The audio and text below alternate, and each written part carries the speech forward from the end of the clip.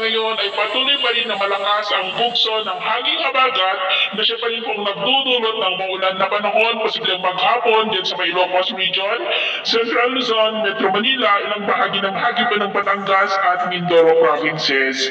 Ang habagat po ay patuloy pa rin na pinakalakas ng bagyong si Karina, kahit malayo na po yan dito sa ating kalupaan. Mamayang gabi po ay posibleng mag-landfall na yan dyan po sa may eastern part ng China.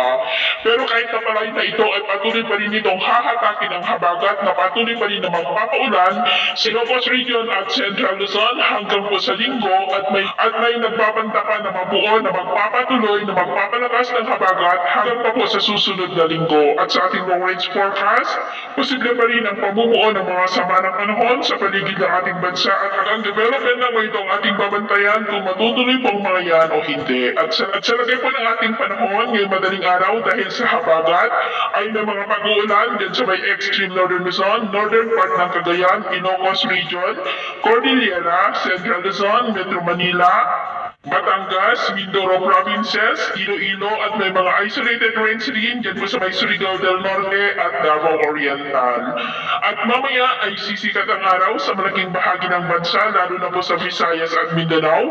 Pero dahil sa habagat ay maulap ang kalangitan with isolated rain sa may extreme northern Luzon, northern Cagayan, Ilocos Region, Cordillera, Central Luzon, Metro Manila, Batangas, Legazpi, Mindoro provinces, Iloilo at Davao Oriental. At mamayang hapon, patuloy pa rin po ang maulan na panahon dyan po sa may Central Luzon, Cordillera, Ilocos Region, Metro Manila, ilang bahagi ng Southern Luzon, Panay Island at Sulu Archipelago.